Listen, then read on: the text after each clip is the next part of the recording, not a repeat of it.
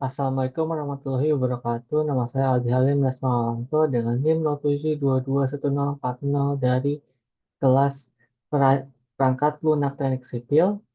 Sekarang ingin melakukan presentasi mengenai bagaimana melakukan analisis banjir atau flood analysis di dalam HECRAS dalam versi 6.6. Setelah membuka HECRAS, kita bisa menggunakan klik file, new project, dan mencari lokasi di mana Anda ingin membuat proyek ini.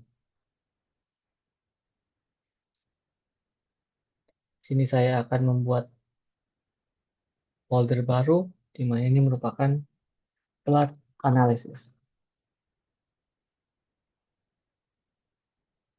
Saya akan memberikan title yaitu flood analysis 1. Oke, di sini kita otomatis menggunakan satuan Amerika atau imperial. Kita akan mengubahnya dengan cara options unit system dan kita ubah menjadi sistem internasional. Oke, yes. Yang kedua kita harus lakukan yaitu import atau memasukkan TIFF atau data terrain atau data kontur, data dari eh, survei lapangan, di mana kita mendapatkan data konturnya, elevasinya, dan lain-lain. Kita menggunakan OpenRAS-Mapper.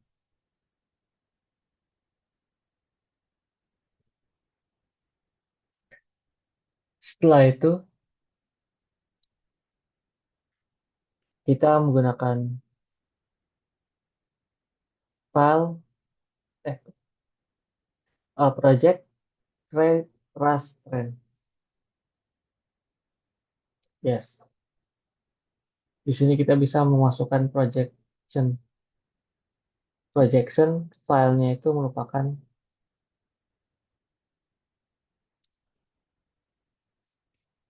projection file yang sudah merupakan uh, template dari file tersebut. So, oke. Di sini kita mendapatkan new terrain layer dan di layer ini kita memasukkan atau import file TIFF yang berisikan kontur lokasi atau data lokasi.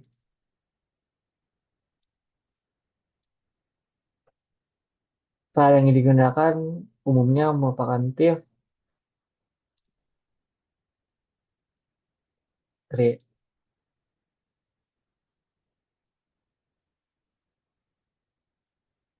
Bisa di close.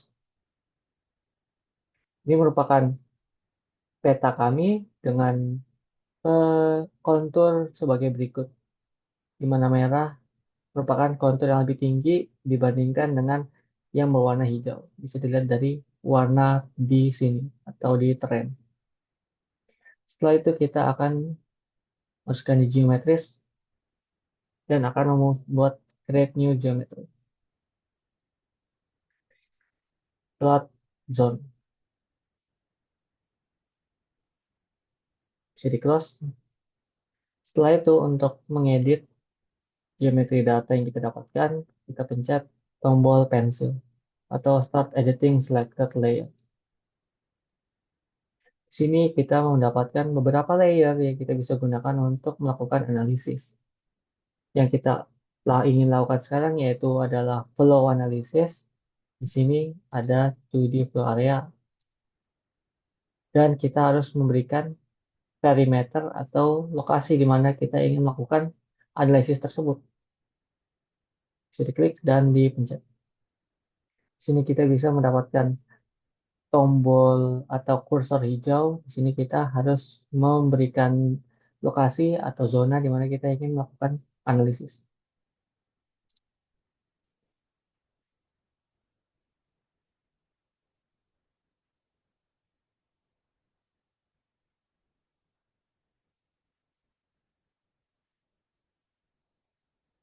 Setelah selesai, kita gunakan dua kali klik di lokasi yang sama.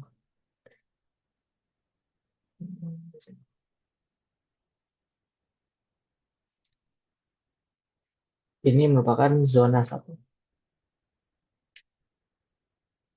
Di sini terdapat flow area editor, di mana ini kita membuat mesh untuk analisis tersebut.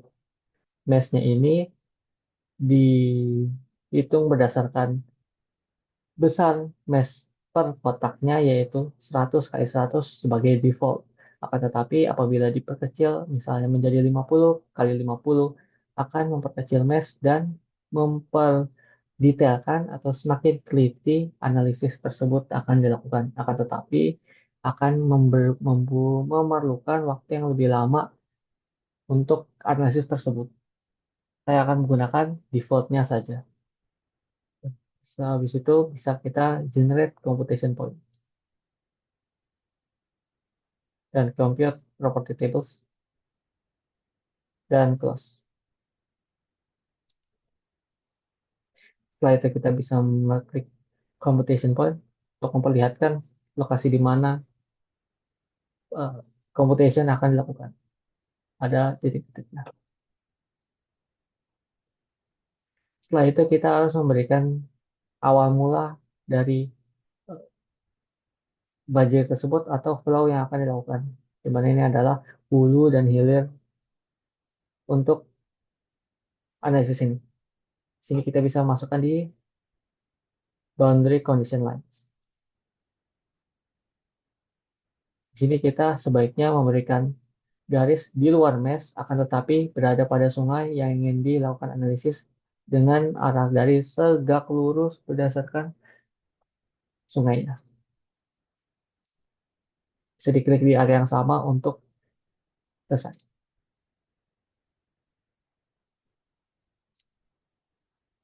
Dan kita berikan lagi di ujung kedua atau ujung atau hilirnya.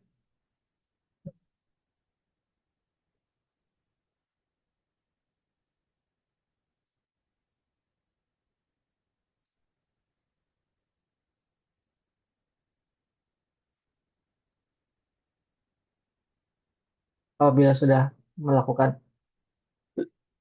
perimeter atau zona yang akan dilakukan analisis dan mendapatkan hulu dan hilir lokasi tersebut, kita bisa tutup untuk RAS mapper.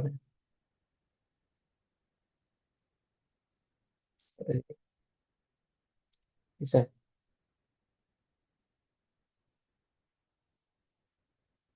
Di file, save lagi,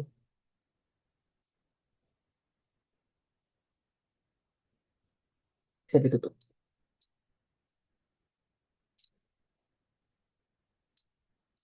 Setelah itu, kita harus memperlihatkan atau memeriksa apabila eh, geometri data sudah dimasukkan.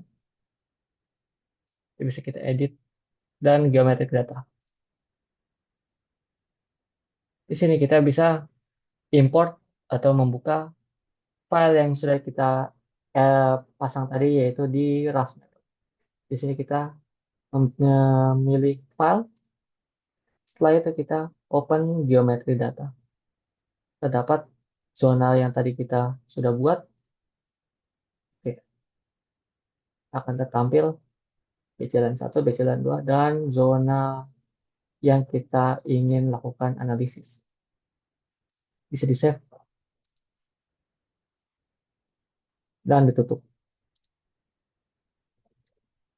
Setelah kita bisa mendapatkan geometri dan project dan lainnya, kita harus memberikan data untuk flow atau aliran air yang ingin kita analisiskan. Di sini kita menggunakan edit dan unsteady flow data sebagai sebagai data yang akan berubah seiring waktu. Dibanding dengan steady flow di mana alirannya akan tetap sama. Di sini kita ada BC line 2 dan BC line 1 merupakan hulu dan hilir dari analisis tersebut. Kita akan memberikan description itu. Data unsteady flow, steady flow, dan kita bisa mengubah PC lainnya sebagai flow hydrograph. Kita memilih fix start time dengan tanggal yang kita ketahui atau yang sudah ditentukan. Saya memilih tanggal 1 tahun ini.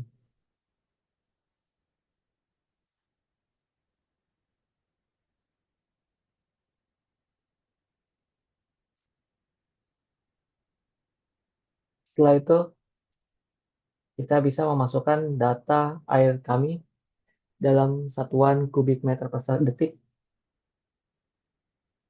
Untuk awalnya saya akan berikan 0. Pada waktu berikutnya akan saya berikan 100 meter kubik. Setelah seiring waktu, misalnya 6 jam, atau pada pagi hari akan naik hingga 500. Dan pada siang hari akan naik lagi menjadi 1.500. Dan pada sore hari atau selesai akan berakhir menjadi 0.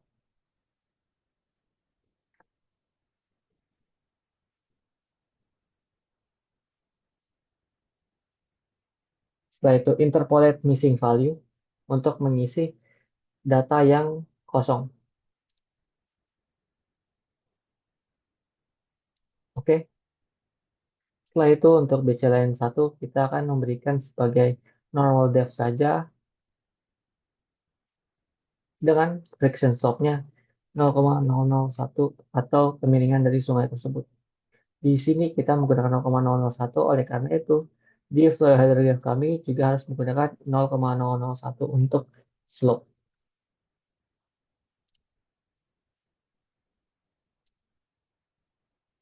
Kita save.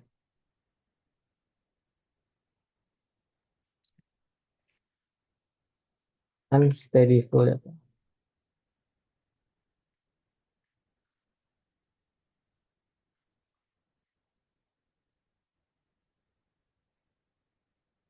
Bisa ditutup. Setelah itu kita bisa akhirnya running analisis ini.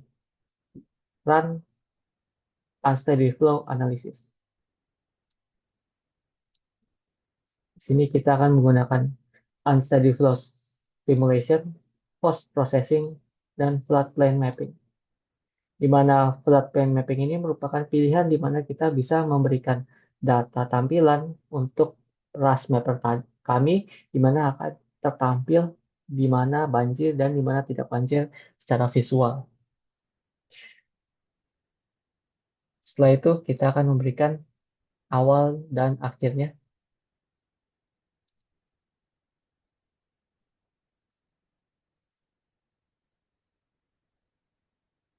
dimulai dari 0000, akhirnya juga hari yang sama dengan waktu 24 Agustus.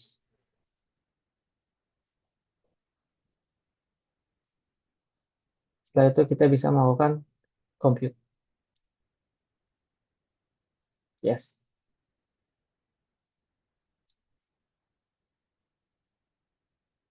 Dapat ditunggu untuk memberikan eh, komputasi sebagai waktu dalam perhitungan.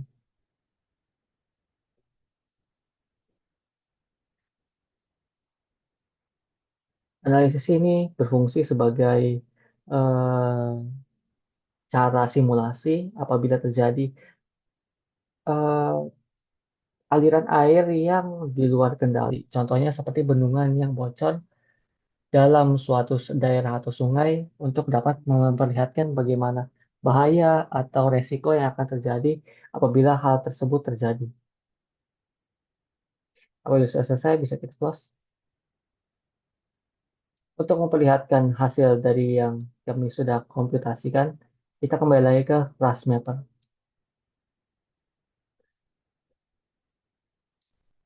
Setelah itu, kita bisa memberikan hasil dari komputasi berdasarkan result. Plan 1, dan kita bisa buka DevMax.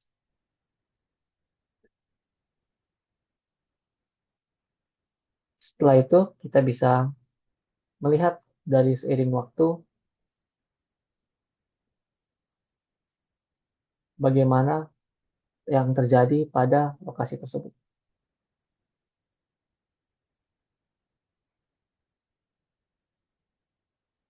Ini merupakan animasi yang juga bisa kita perlambat.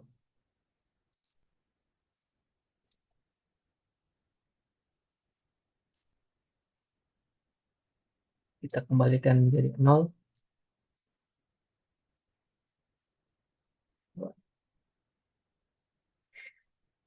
Di sini flow yang terjadi eh, dari awalnya itu normal di sungai saja. Apabila terjadi analisis data atau aliran air yang sangat tinggi akan merupakan akan terjadinya banjir atau tumpahan air di daerah yang memiliki kontur yang rendah. Contohnya seperti di sini yang merupakan floodplain untuk sungai ini.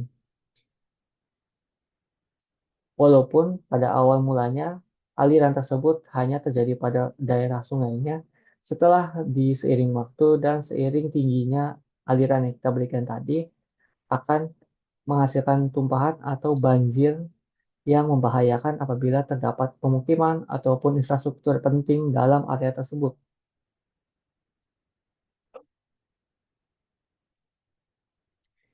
Dalam satu hari atau 24 jam berikut merupakan analisis yang akan terjadi apabila terdapat hingga 1.500 meter kubik per detik di hulu sungai ini.